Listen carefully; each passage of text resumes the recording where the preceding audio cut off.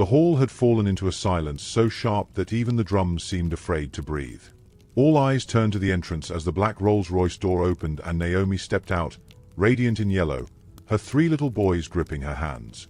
Flashbulbs burst like lightning. Whispers rippled through the crowd like a storm across water. At the altar, Philip's face drained of color, and Rebecca's bouquet trembled in her hand.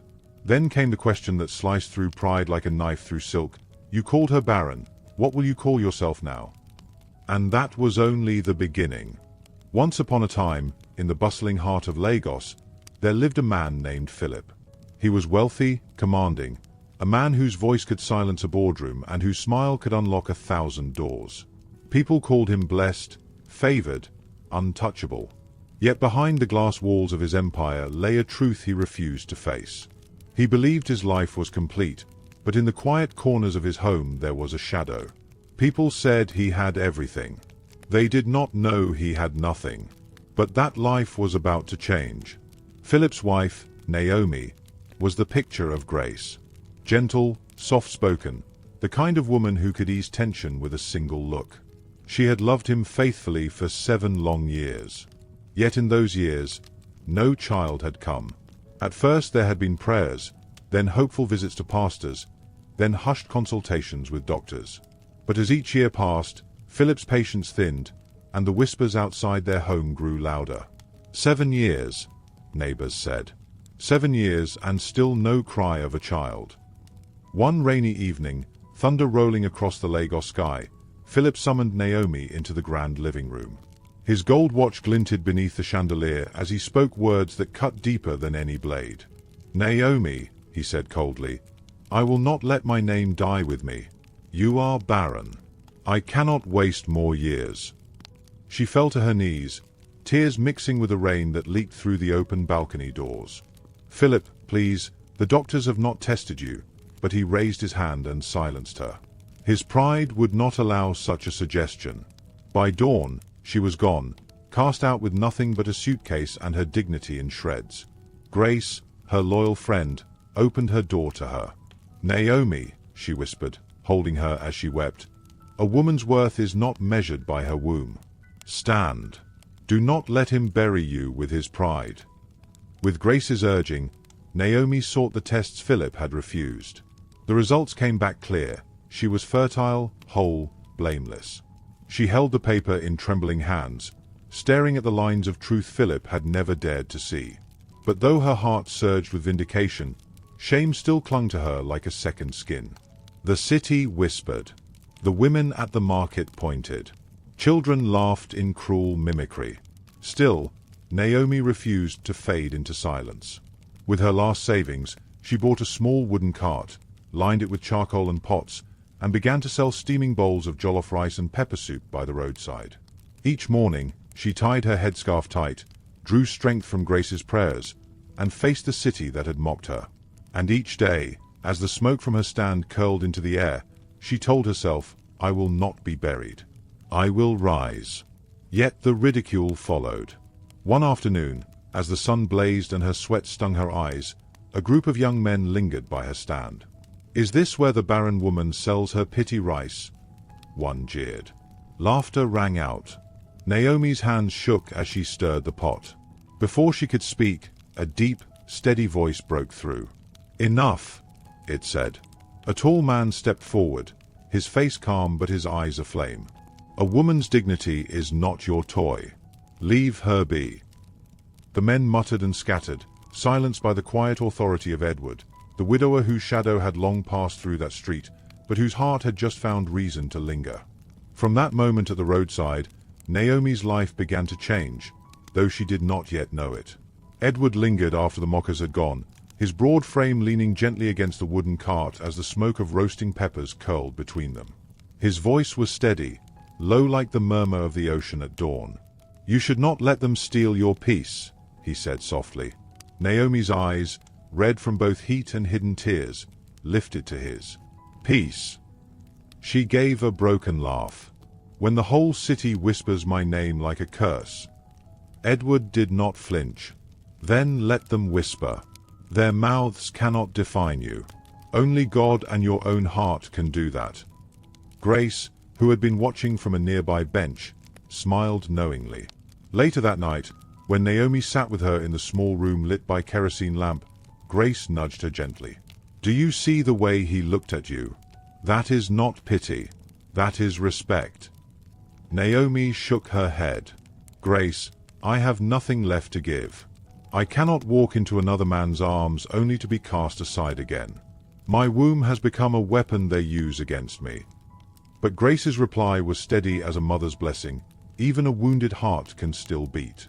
And sometimes, a new hand is the balm God sends. The weeks passed, and Edward returned often.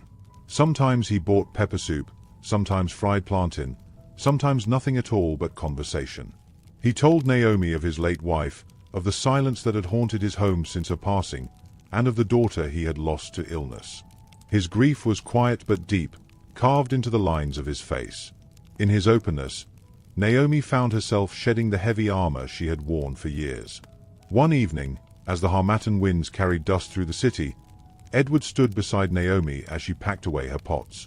The streets were quiet, the last of the market women drifting home. "Naomi," he said at last, his voice trembling for the first time, "I do not offer you riches or glory, only steadiness, only a heart that will not turn away." Her breath caught. She wanted to believe him, but fear held her tongue. "And if I cannot give you children," she whispered.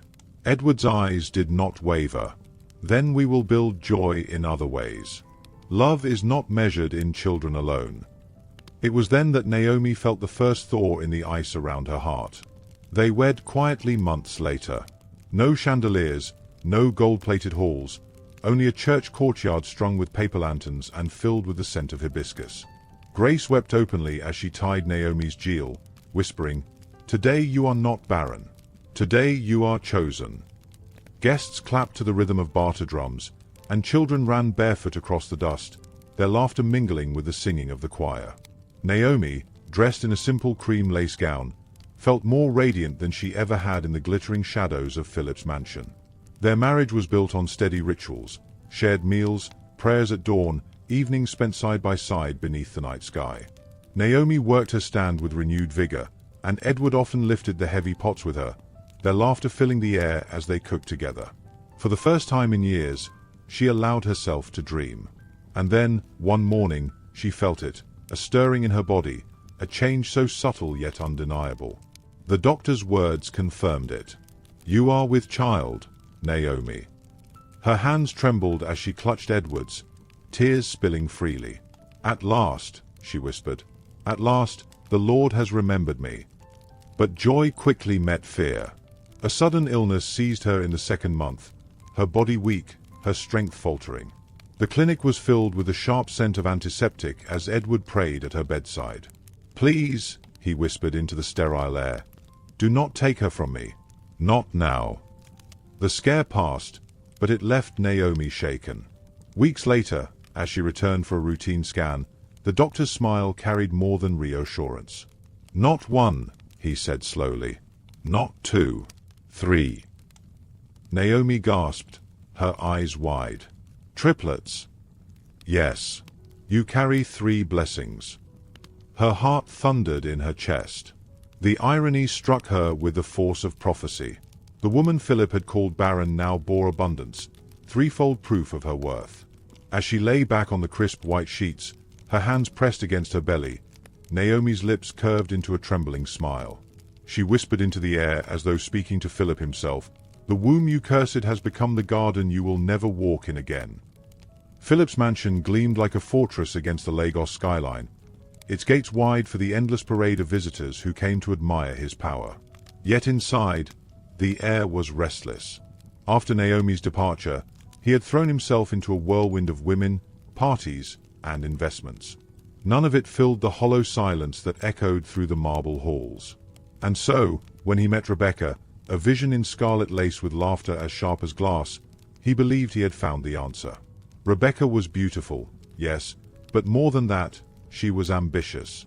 She saw Philip not as a husband, but as a stepping stone to greater heights. She matched his arrogance with her own hunger, and together they crafted a love story for show, not for the soul. The city buzzed when they appeared at galas. Her hand looped through his arm, her diamonds flashing under chandeliers.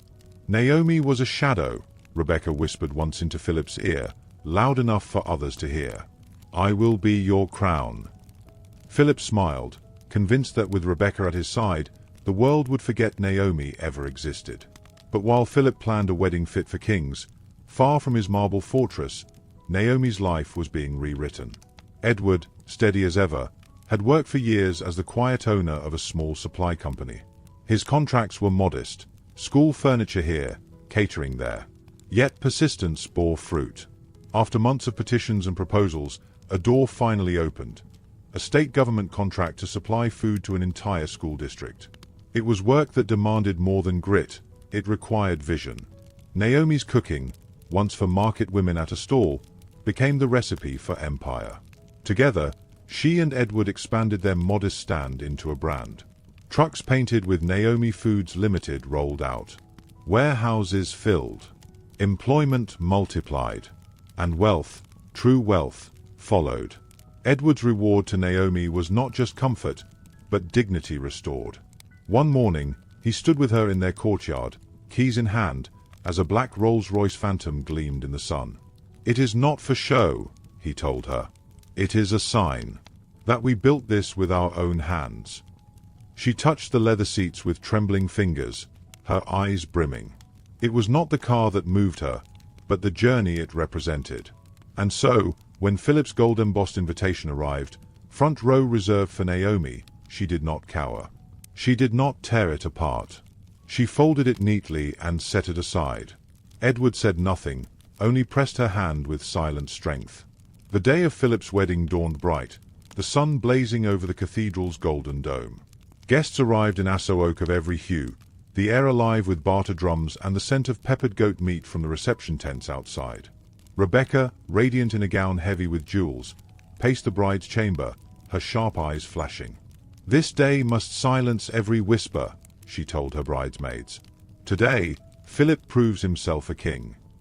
The hall filled quickly, chatter bouncing off the high ceilings. At the front, Philip adjusted his cufflinks, his diamond watch catching the light.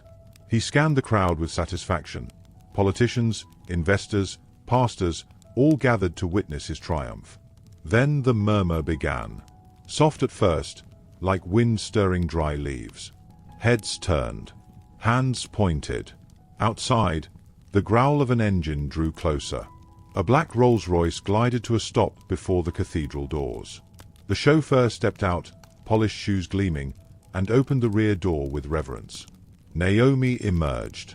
The yellow of her gown caught the sunlight, glowing like gold against her skin.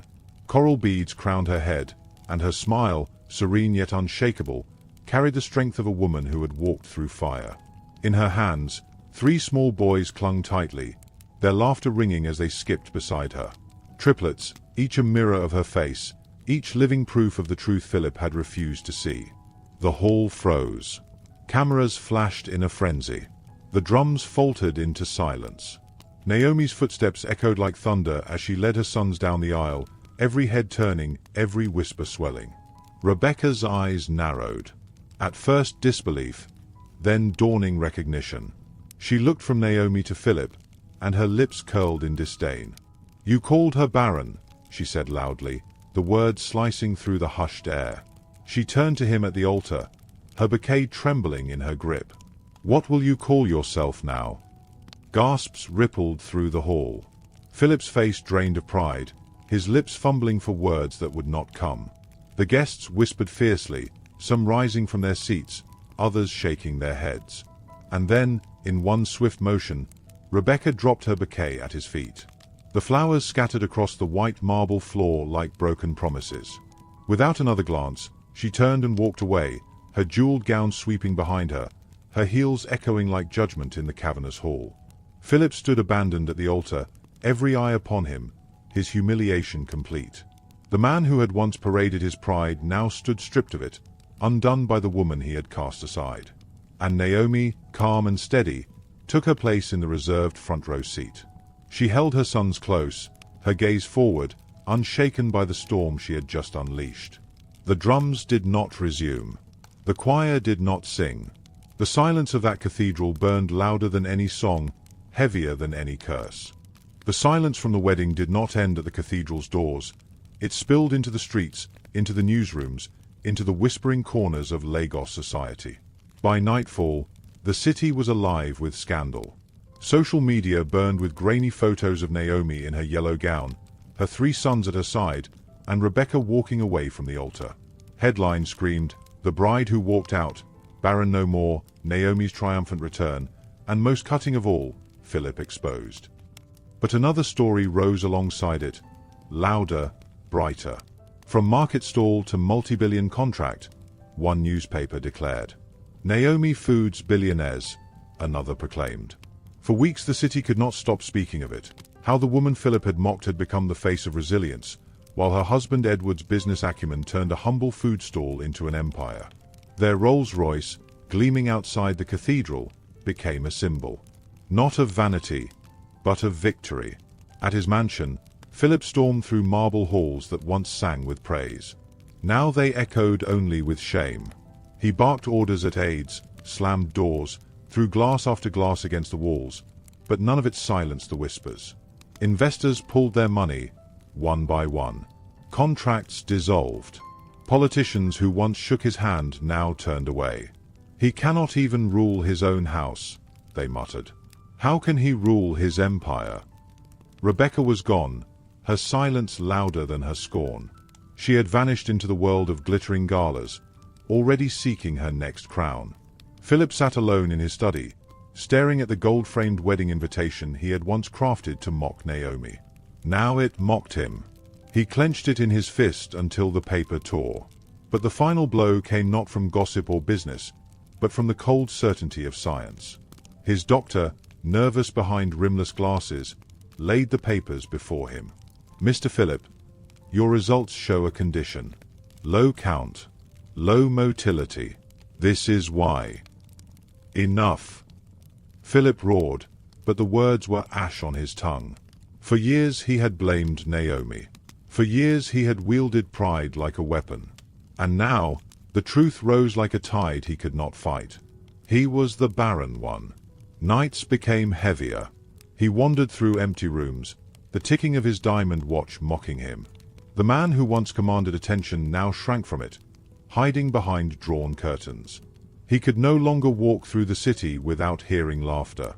Children's cries in the street, once a noise he dismissed, now pierced him like arrows. Finally, stripped of pride, Philip did what he once swore he never would. He went to Naomi. It was evening, the sky painted in streaks of purple and fire. Naomi's new home was alive with warmth. The scent of jollof rice from the kitchen, the laughter of children tumbling through the yard, Edward's deep voice calling them back from their play. But this was no longer a modest bungalow alone.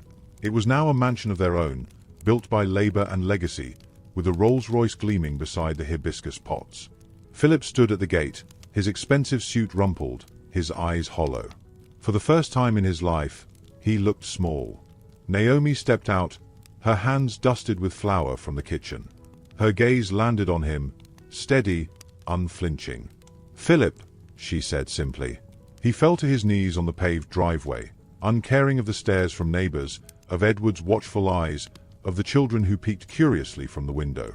His voice cracked, heavy with defeat. "Naomi, forgive me. I wronged you. I cast you away. I branded you with shame that was never yours. Forgive me."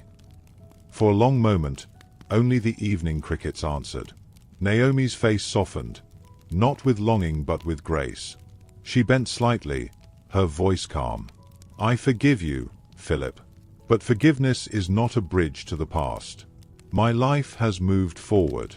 My heart belongs to Edward, and my home is here." Her words were gentle, yet they struck like thunder. Philip bowed his head, tears falling onto the stones. Around him, the world moved on, the laughter of children, the hum of a wife preparing dinner, the simple peace of a family complete without him. Naomi stepped back inside, closing the door softly behind her. Edward's hand found hers as she returned to the warmth. And Philip remained at the gate, swallowed by the silence he had built for himself.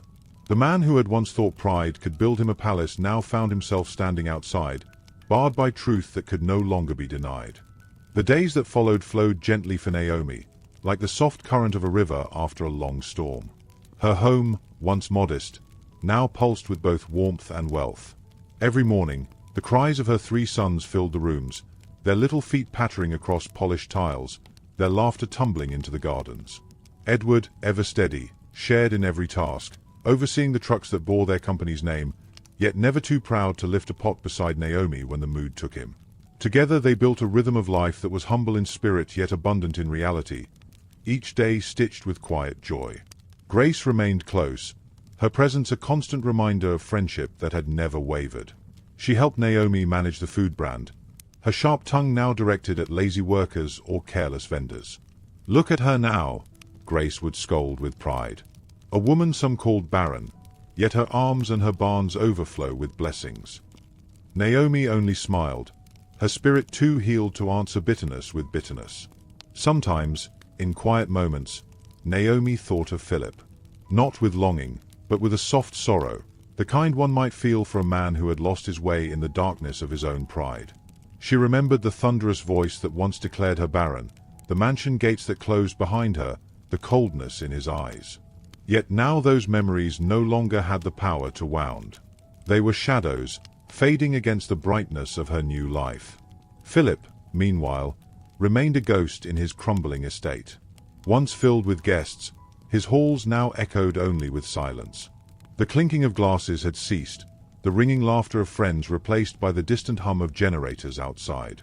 His empire was gone, his pride reduced to ashes, and in its place lingered only regret. Sometimes he would lift the torn wedding invitation, smoothing its edges as if it held the key to rewriting his past. But paper could not rebuild what arrogance had destroyed. Naomi's life had turned full circle. The woman who had once been cast aside at dawn now arrived at galas in her Rolls-Royce, her sons clinging to her gown, Edward's arm firm around her shoulders. Yet she never forgot the streets where she once sold rice, nor the bench where Edward first leaned close and whispered steadiness into her life. The yellow gown she had worn to Philip's wedding hung carefully folded in her wardrobe, not as a trophy, but as a reminder. That day, the world had seen her truth, and pride had crumbled before it.